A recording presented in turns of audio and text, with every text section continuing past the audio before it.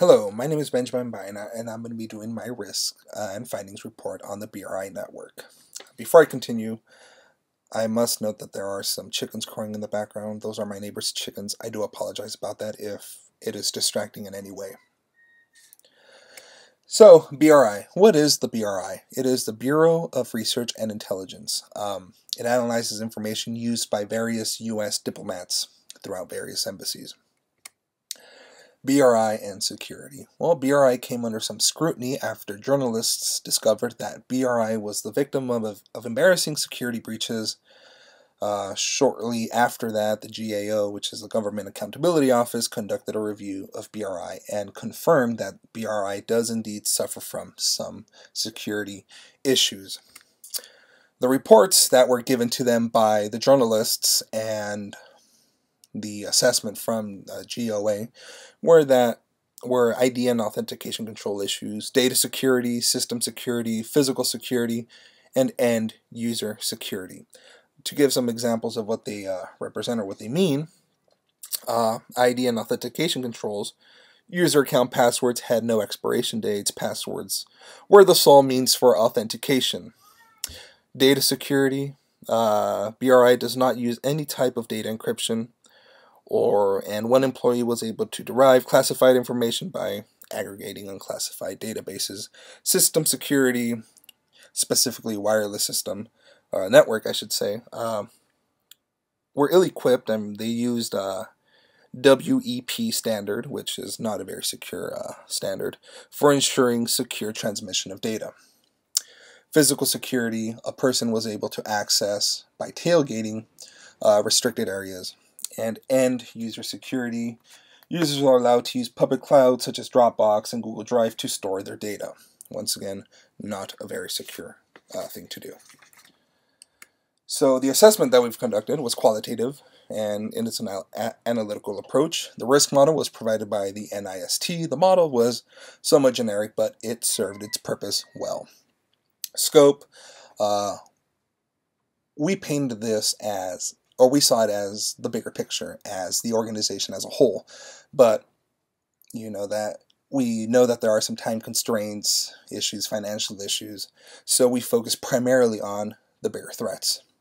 And we left sort of the moderate and the mild threats as kind of like second nature that can be implemented over time as soon as we address the bigger issues first. And assumptions and constraints. I just addressed. Threat sources, the major threat sources, were seen as the adversarial being nation state, insider, outsider. Non-adversarial, trusted insider and individual. Accidental being users, and software, operating systems, networks.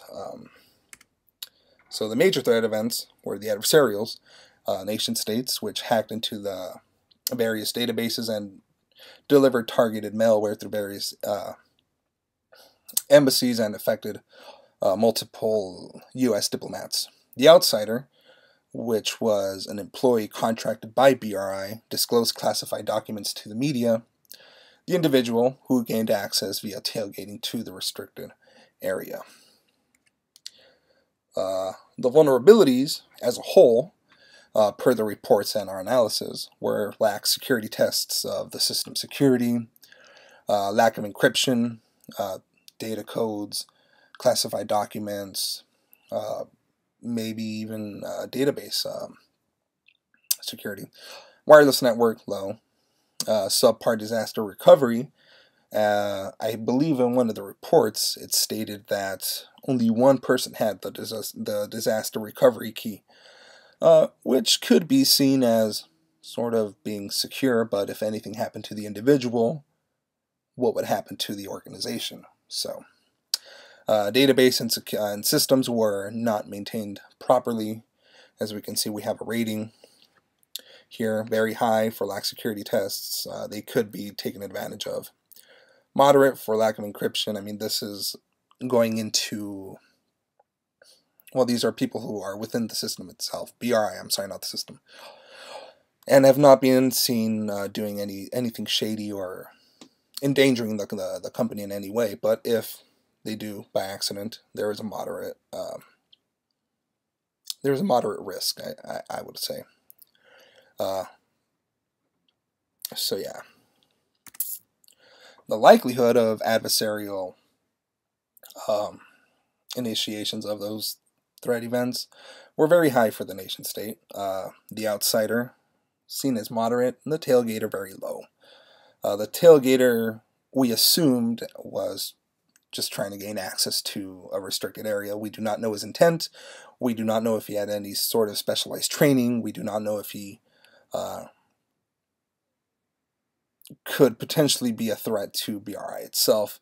We assumed he wasn't, and he is not, because he has been detained and he was detected. Non-adversarial users being moderate, and privileged users being moderate. Nation state is very high because the likelihood of them initiating an attack is very high. We have seen in the reports that they do it on a regular basis, not just at the centralized headquarters, but throughout various foreign embassies. And yeah, the magnitude and risk for a nation state is very high if it is initiated. Can cause massive harm to operations, harm to organizations, and harm to the nation itself. The individual, the risk of impact of initiation is very low. Harm to individuals, potential. Harm to operations, and harm to assets, somewhat. Malware,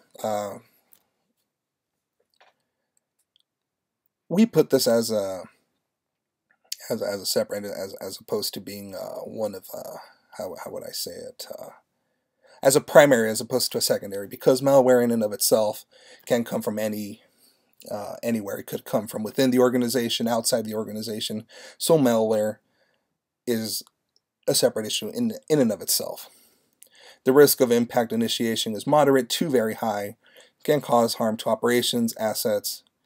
To the more extreme side, can cause harm or loss of life, harm to organizations, harm to nations. And these three work somewhat in conjunction with the nation state, because they have attacked various U.S. embassies, diplomats, and have installed malicious malware. Security controls that we recommend throughout the organization is physical security. Can inhibit unauthorized access to restricted areas.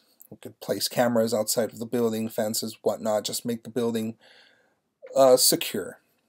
Security awareness training, per the reports, we have discovered that employees only receive like a 5-minute training session concerning security, and that's it. So our recommendation is that we provide security awareness and training at the very least 4 times per year on a quarterly basis.